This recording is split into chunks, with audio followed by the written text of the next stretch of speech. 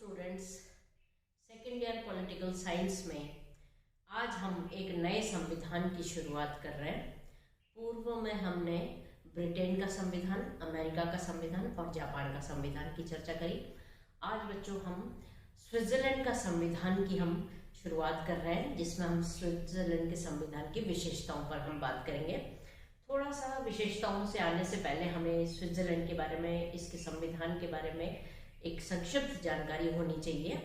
तो यूरोप में एक छोटा सा प्राकृतिक रूप से बहुत ही सुंदर देश है स्विट्जरलैंड, लेकिन राजनीति विज्ञान के विद्यार्थियों के लिए स्विट्जरलैंड अपने संविधान के कारण, अपनी विशेषताओं के कारण एक अनोखी पहचान बनाए हुए है।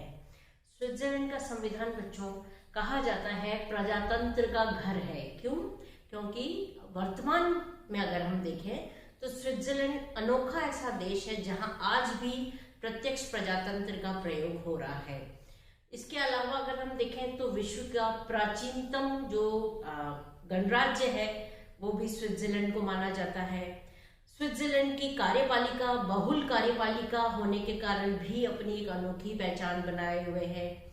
उसके अलावा एक अनोखी जो बात मानी जाती है स्विट्जरलैंड के लिए वो थी 2002 तक ये बिल्कुल एक तटस्थ राष्ट्र था और यूएनओ की भी इसने मेंबरशिप नहीं ली थी। 2002 में ये यूएनओ का सदस्य बना, पर आज भी ये अपनी स्थायी तटस्थता के लिए पहचाना जाता है।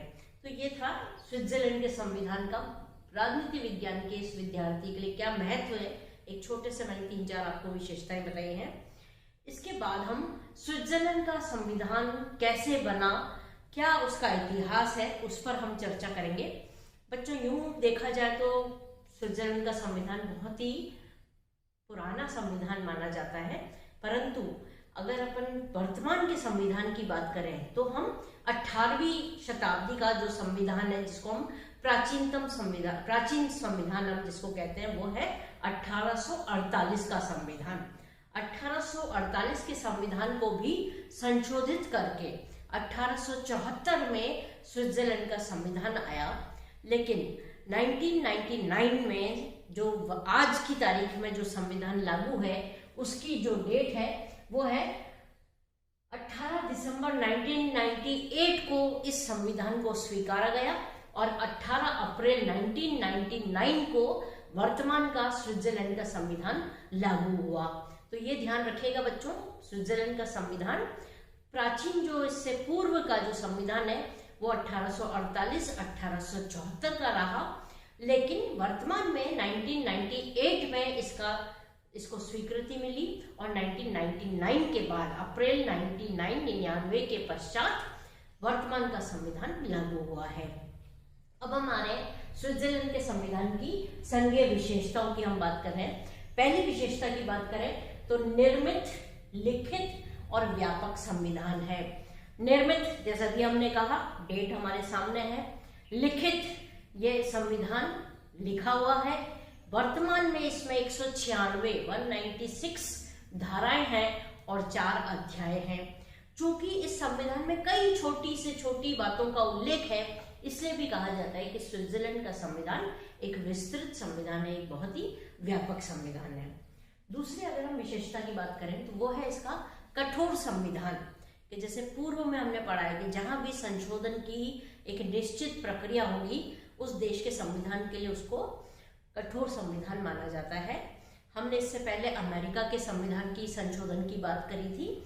उसी तरीके से स्विट्जरलैंड में भी संविधान को संशोधन करने के लिए संसद के द्वारा संशोधन की प्रक्रिया की जाती है।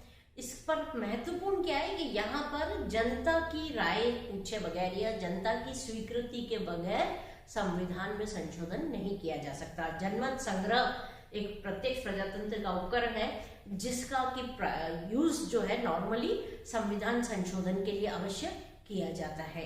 तो इसलिए कहा जाता है कि स्विट्जरलैंड का संविधान एक कठोर संविधान है। इस टॉपिक को बच्चों नेक्स्ट क्लास में हम पूरा विस्तृत लेंगे कि क्या संशोधन की प्रक्रिया होती है, इसलिए यहाँ मैं केवल शॉर्ट में आपको बता रही हूँ। निश्चित प्रक्रिया का पालन होता है जिसमें संसद और जनता की स्वीकृति के बाद ही संविधान में संशोधन हो सकता है। तीसरा हम कह रहे हैं ये प्राचीनतम गणराज्य है कि राज्य का जो प्रमुख है, जो राष्ट्रपति है, वो अपने पद पर निर्वाचित होकर आ रहा है। और विश्व में सबसे पुराना गणराज्य स्विट्जरलैंड का गणराज्य माना जाता है। नेक्स्ट है संघात्मक शासन व्यवस्था है, यानी कि संविधान द्वारा संघ और राज्यों के बीच में शक्ति का विभाजन किया गया है, इसलिए स्विट्जरलैंड एक संघात्मक शासन प्रणाली वाला देश है। यहाँ बच्चों राज्य के लिए वर्ड यूज होता है कैंटन्स। वर्तमान में अगर हम देखें तो 23 कैंटन्स की संख्या मानी जाती है, और 23 में भी आपको आश्चर्य होगा 20 कैंटन जो है वो पूर्ण राज्य का दर्जा प्राप्त है और 6 राज्यों को अर्ध राज्यों का प्राप्त है। तो इस आधार पर हम 26 नहीं बल्कि 23 राज्यों की संख्या हम स्विट्जरलैंड में पाते हैं।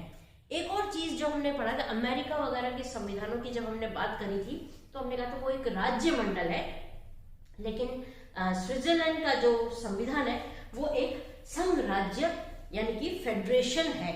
और यहाँ पर केंद्र के अतिरिक्त राज्यों को कई महत्वपूर्ण शक्तियां प्रदान की गई हैं। तो उस रूप में ये कहा जाता है कि स्विट्जरलैंड के संविधान में संघीय व्यवस्था है, यहाँ संघात्मक शासन प्रणाली और यह एक संघ राज्य की व्यवस्था है। नेक्स्ट है बच्चों उदारवादी संविधान, यानी कि अगर हम कहें विचारधारा से की बात करें तो भारत है जैसे उसके लिए कहा जाता है समाजवादी विचारधारा का है, उसी तरीके से यहाँ पर स्विट्जरलैंड के लिए कहा जाता है कि यूरोप के अन्य देशों की तरह स्विट्जरलैंड में भी उदारवादी विचारधारा है। व्यक्ति को यहाँ सर्वाधिक महत्व देने की बात कही गई है और राज्य से कम, एक तो राज्य को लोक कल्याणकारी भी कहा है, लेकिन राज्य का हस्तक्षेप जो है वो उनका ये मानना है कि वो कम होना चाहिए। तो मोटे तौर पे देखें, एक दर्शन के रूप में बात करें तो स्विट्जरलैंड में उदारवादी विचारधारा है। फिर अनोखी बातों पर हम आ रहे हैं बच्चों, जो आपने अब तक नहीं सुना था। अनोखी विशेषताओं में एक विशेषता है कि स्विट्जरलैंड में शासन प्रणाली में संसदात्मक और अध्यक्षात्मक दोनों शासन प्रणाली का मिश्रण पाया जाता है। इसको थोड़ा सा डिटेल में लेंगे। आपने ब्रिटेन के संविधान में पढ़ा था, वहां संसदात्मक प्रणाली है। अमेरिका में आपने पढ़ा कि अध्यक्षात्मक प्रणाली है। लेकिन स्विट्जरलैंड की जो कार्यपालिका और जो वहां की व्यवस्थापिका का जो संबंध है उसको हम पूरी तरीके से किसी एक प्रणाली के आधार पर नहीं मान सकते। कुछ कुछ इसमें संसदात्मक प्रणाली की विशेषता है तो कुछ इसमें अध्यक्षात्मक प्रणाली की है। कि अगर अपन देखें तो कार्यपालिका का गठन व्यवस्थापिका में से हो रहा है, जैसा ये ब्रिटेन में होता है वैसा स्विट्जरलैंड में भी होता है। लेकिन अंतर कहाँ है? ब्रिटेन की कार्यपालिका व्यवस्थापिका के प्रति उत्तरदायी है, तो स्विट्जरलैंड में ऐसा नहीं है। ठीक है, अगर हम ये कहें कि ये अमेरिका जैसा है कि एक निश्चित कार्यकाल वाली कार्यपालिका है, तो यहाँ वो भी चीज नहीं, क्योंकि अमेरिका में टोटली शक्ति पृथक्करण है, जबकि यहाँ पर संसद और कार्यपालिका के बीच में घनिष्ठ संबंध है। तो कुछ ऐसी विशेषताएं इसकी ऐसी है जिससे ये दोनों प्रणालियों का मिश्रण लेकर चल रहा है। नेक्स्ट एक और अनोखी चीज जो अभी हमने शुरुआत में भी कही थी कि स्विट्जरलैंड अपनी बहुल कार्यपालिका के लिए जाना जाता है। आपने पढ़ा था ब्रिटेन में हमने क्या कहा, दोहरी कार्यपालिका है। अमेरिका में हमने क्या कहा, एकल कार्यपालिका है। लेकिन यहाँ पर एक या दो नहीं बल्कि बहुल, यानी कि 2 से अधिक सदस्यों की कार्यपालिका है। स्विट्जरलैंड में बच्चों 7 सदस्यों की बहुल कार्यपालिका का गठन होता है और वहां का जो राष्ट्रपति है उसकी अन्य कार्यपालिका के सदस्यों से कोई अनोखी शक्तियां नहीं है। रोटेशन से ये पद चलता है और उसकी अपने जो समतुल्य अन्य सदस्य हैं कार्यपालिका के, उनके समान ही उसकी शक्तियां हैं। तो अनोखापन क्या है कि एक तो ये 1 या 2 सदस्यों की कार्यपालिका नहीं बल्कि बहुल कार्यपालिका है, और साथ ही जो राष्ट्रपति होता है स्विट्जरलैंड का वो कोई विशेष शक्तियों वाला पद नहीं है। फिर एक और जो विशेषता जो हमने शुरुआत में बात करी कि प्रत्यक्ष लोकतंत्र है। अगर हम देखें इतिहास में यूनान वगैरह में ऐसे या भारत के प्राचीन गांवों में अगर हम देखें तो प्रत्यक्ष लोकतंत्र हुआ करता था। वर्तमान में स्विट्जरलैंड ही एक ऐसा देश है जहां आज भी प्रत्यक्ष लोकतंत्र के कुछ उपकरणों का प्रयोग हो रहा है। अगर हम स्विट्जरलैंड की बात करें बच्चों, जैसे अभी मैंने कहा, एक तो लोक निर्णय यानी कि जनमत संग्रह, जनता से राय पूछी जाती है, अक्सर संवैधानिक संशोधन में पूछी जाती है, या कोई महत्वपूर्ण विधेयक है तो उसको आरंभक की भी यहाँ पर प्रणाली अपनाई गई है। तो जनमत संग्रह भी है, लोकसभाएं भी यहाँ आयोजित होती हैं जिसको हम लेंस जेमिनाइड भी कहते हैं। उसके अलावा आरंभक के द्वारा जनता के माध्यम से यदि संविधान को संशोधित करना है या कोई नया प्रस्ताव अपने द्वारा इनिशिएट करना है, उसकी शुरुआत करनी है, तो आरंभक की बात की जा रही है। एक और हथियार था रिकॉल, यानी कि वापस बुलाने का अधिकार। तो इन अधिकारों में से कुछ उपकरणों का, कुछ साधनों का प्रयोग आज भी स्विट्जरलैंड में होता है। इसलिए भी कहा जाता है स्विट्जरलैंड प्रत्यक्ष प्रजातंत्र का घर है। अगली है बच्चों विस्तृत अधिकार पत्र। अधिकार पत्र यानी कि नागरिकों के मौलिक अधिकारों का वर्णन स्विट्जरलैंड के वर्तमान संविधान में अलग से किया गया है और बहुत ही विस्तृत रूप से नागरिकों के मौलिक अधिकारों की चर्चा की गई है। थोड़ा सा आपको ध्यान दिलाना चाहूंगी बच्चों, इससे पूर्व के जो संविधान थे 1848 1874 वाले संविधान में मौलिक अधिकारों का अध्याय नहीं था, लेकिन 1999 के पश्चात बने संविधान में इस अधिकार को जोड़ा गया है और नागरिकों के अधिकारों की सुरक्षा का प्रावधान इसमें दिया गया है। फिर अगली विशेषता है धर्मनिरपेक्ष राज्य। जैसे भारत के लिए हम कहते हैं कि भारत में अनेक धर्म के अनुयायी रहते हैं और भारत की जो सरकार है, भारत राज्य है, वो धर्म के प्रति निरपेक्ष भाव है, पंथ निरपेक्ष है। ना हम किसी का विरोध करते हैं, ना ही राज्य किसी का धर्म विशेष का वो संरक्षण करता है। उसी रूप में अगर हम कहें तो स्विट्जरलैंड में भी कहा जाता है कि स्विट्जरलैंड में भी विभिन्न राष्ट्र के, विभिन्न धर्म के, विभिन्न भाषा के लोग जो है वहाँ रह रहे हैं। उसमें फ्रांस आ गया, जर्मनी आ गई, इटली आ गई, इनके जो निवासी हैं वो स्विट्जरलैंड में जाकर बस गए हैं। तो स्विट्जरलैंड भी विभिन्न धर्मों का देश है और स्विट्जरलैंड की सरकार भी एक धर्मनिरपेक्ष सिद्धांत का पालन कर रही है। किसी धर्म का ना तो विरोध करती है, ना ही किसी धर्म का वो संरक्षण कर रही है। अगली विशेषता है बच्चों संघीय क्षेत्र में न्यायिक पुनरावलोकन का अभाव। इसको यूं भी कह सकते हैं कि स्विट्जरलैंड में आंशिक न्यायिक पुनरावलोकन है। क्या है इस पॉइंट में? न्यायिक पुनरावलोकन यानी कि न्यायालय द्वारा अवलोकन करना। अगर हम स्विट्जरलैंड की बात करते हैं तो स्विट्जरलैंड में बच्चों न्यायपालिका राज्य के द्वारा बनाए गए कानूनों का तो अवलोकन करके उसे यदि संविधान के प्रतिकूल है, यदि संघीय संविधान के विरुद्ध है, तो उसे वो अवैध घोषित कर सकती है। लेकिन स्विट्जरलैंड की संघीय सभा यानी कि फेडरल असेंबली, संसद के द्वारा पारित कानून को वहां की संघीय न्यायपालिका, फेडरल जुडिशरी उसको अवैध घोषित नहीं कर सकती। इसलिए हम कह रहे हैं स्विट्जरलैंड में आंशिक न्यायिक पुनरावलोकन है, या दूसरे शब्दों में कह सकते हो आप संघीय क्षेत्र में वहां की न्यायपालिका को न्यायिक पुनरावलोकन का अधिकार नहीं है।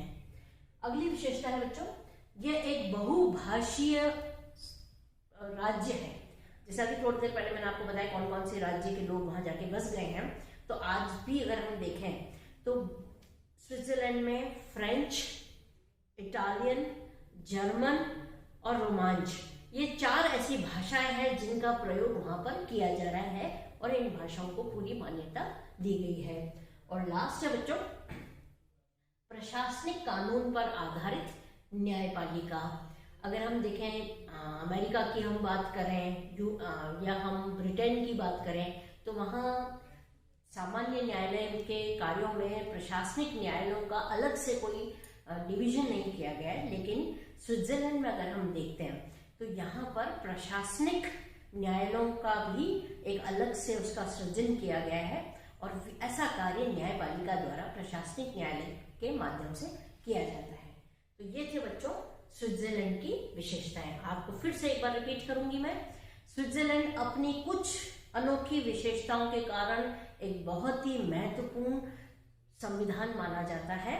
इसमें कुछ महत्वपूर्ण चीजें कौन कौन सी थी? तो एक तो थी ये दोनों प्रणालियों का मिश्रण है, संघीय संसदात्मक और अध्यक्षात्मक प्रणाली का मिश्रण है।